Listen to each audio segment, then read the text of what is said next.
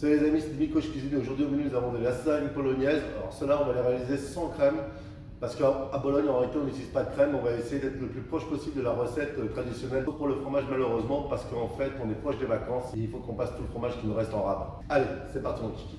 Pour réaliser cette recette j'ai besoin de 30 kg d'égrenés de bœuf. Donc là on a 20 litres de sauce tomate que j'ai préparée hier et du coup je vous donnerai la correspondance en boîte. On a besoin de 5 kg d'oignons, de quelques gousses d'ail, la concentrée de tomate, vin blanc, sel, poivre, piment d'Espelette, du thym, un petit peu de laurier, quelques feuilles, des pâtes gastronomes et aussi on va y mettre des herbes de Provence. Allez c'est parti, première chose à faire, s'occuper des oignons. Oignons émincés, coupe 2, clac, tu prends... et t'es mince. Allez, c'est parti. Il met un peu d'huile, pas une tonne surtout. La viande est déjà bien grasse. Je mets juste un peu d'huile pour éviter que ça colle. Hein. Et là, je vais avoir la viande dedans. C'est à 8 kg. Ça, on va reprendre l'opération 5 fois. Alors surtout, ne pas trop la cuire parce que les grenades de bœuf, là, en sauce violette qu'on reçoit, là, elle a tendance à devenir peu coûteuse à la fin. La viande a bien été marquée. Je vais prendre ma pelle à omelette, je vais la débarrasser dans une plaque perforée avec une autre plaque en dessous là pour récupérer le surplus de gras qu'il y aurait dedans. On n'en a pas besoin, ça va être trop gras et tout, ça va pas être génial. Je voulais dire que ça on lâche. Bien sûr, on va réserver la viande au chaud. Hop, deuxième phase, on recommence la même chose. Pas besoin de mettre de maintien de grasse, le pot est déjà un petit peu gras. On a fini avec la viande, on va faire suivre les oignons, mais un petit peu d'huile, pas une tonne surtout. Il n'y a pas besoin. Et après on va déglacer au vin blanc tranquillement comme d'hab. On va faire paillette. Voilà, les oignons là, ils sont bien revenus, là, ils sont magnifiques, ils ont bien tué, bah, j'ai déglacé au vin blanc. Toujours pareil. Ah ouais, c'est en oignon là quand même. On va laisser réduire ça presque à sec. On va tirer tout ce qui pourrait coller au fond. Je rajoute mon concentré de tomate, maintenant qu'il n'y a presque plus de liquide. Bon, on va laisser sur 2 minutes. Je vais y remettre la viande. Voilà pourquoi il vaut mieux mettre la viande dans des bacs à trous. Parce que sinon, voilà un peu le gras que ça va nous mettre dedans encore, il n'y en a pas forcément besoin. Quoi. Et maintenant, on y met la sauce tomate. On n'hésite pas à mettre le 20 litres et on va laisser mijoter ça pendant au moins une bonne demi-heure, voire 3 quarts d'heure. Et on va même y rajouter un petit peu d'eau dedans. Normalement, j'y rajoute 10 litres de fond braillé pour pallier à l'évaporation de la sauce, etc., etc. Et pour aussi être sûr que la pâte elle gonfle bien. Mais comme je suis sur un produit 100% naturel ou même la sauce tomate est faite maison, je préfère juste rajouter 8 à 10 litres d'eau. Ça va suffire largement avec un bon assaisonnement, ça va le faire très bien. Allez! Voilà, ça devrait être pas mal. On va plus qu'à assaisonner. Là, ça sent déjà très très bon. Quelques feuilles de laurier. On salé au poivre. Petite pointe de piment d'Espelette pour relever le plat. Une petite base en thym. Et mes herbes de Provence. Alors généreux quand même, hein, parce qu'il faut bien être généreux pour avoir du goût. Et voilà, il n'y aura plus qu'à rectifier l'assaisonnement. Si, il manque une chose. Je vais mettre une bonne poignée de sucre quand même pour retirer toute l'acidité. Bon, une poignée pour vous, c'est le pincé. Hein. Chez moi, une poignée, c'est une pincée. Hein. Et enfin, une petite dizaine de gousses d'ail. Ben voilà, hein, ça devrait être pas mal tout ça. Bon, à la réflexion, je vais même y mettre une petite pointe de romarin là-dedans pour apporter ce petit côté fraîcheur et tout là. Alors là, pas une tonne parce que c'est très très fort. Bon, bah plus qu'à goûter là. Alors il y a plusieurs méthodes. Nous, pour le dessus des plaques à lasagne, on va les faire tremper, on va les pré-cuire en fait, tranquillement, comme ça.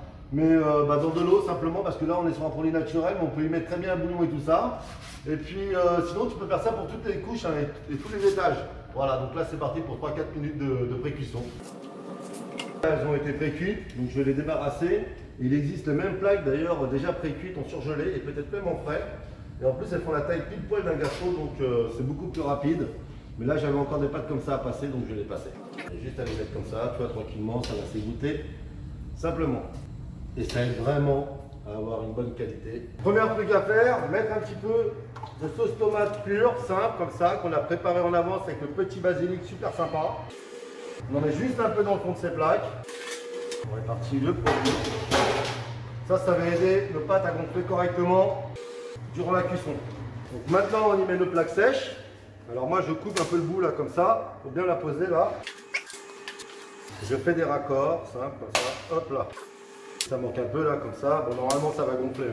Ce sera bon mais on en met toujours un peu. Hein. Allez, et on fait ça partout.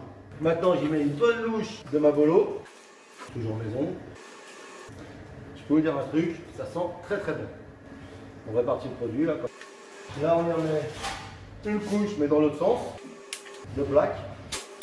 Voilà, je passe toujours les points pour que ça rentre le plus possible. Là, j'ai mis une petite pointe de sauce légère.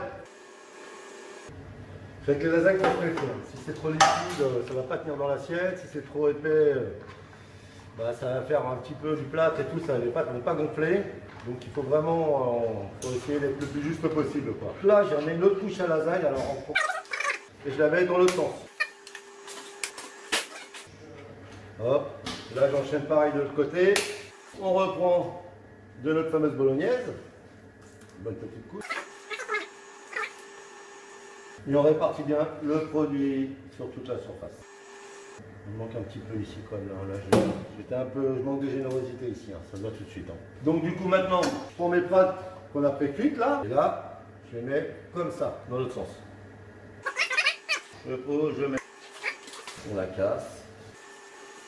On continue. Zou. Là, je mets une dernière goutte de sauce tomate, très léger. Ça, c'est vraiment pour aider la pâte à s'imbiber correctement. On répartit tout ça. Là, on répartit notre mélange de fromage râpé, emmental, parmesan et mozzarella, tout bêtement parce qu'on va arriver aux vacances et on ne veut pas perdre les produits. Donc, on en a fait un gros mélange qu'on met dessus, ça va gratiner, hein, ça va faire très bien aussi, hein, ça sera parfait. Plus qu'à mettre sur l'échelle et direction le four. On va le mettre à 140, je pense, pendant 1 heure. Voilà. Allez hop, généreux. Bon bah voilà, là, mes 9 petites plaques, là, super sympa, bah, on les balance au four. Donc là, on est parti pour 45 minutes à 140 degrés, ça devrait être pas mal à la fin, en tout cas, c'est une belle gueule, c'est une belle présentation. Bah écoutez, moi je pense que c'est plutôt sympa tout ça. Hein. C'est beau, ça sent bon, c'est magnifique, franchement, ça sent bon le sable chaud. Ah ouais, c'est magnifique, cette petite lasagne italienne là, je sens que... Je peux vous dire un truc, je pense que les gamins ils vont s'éclater aujourd'hui.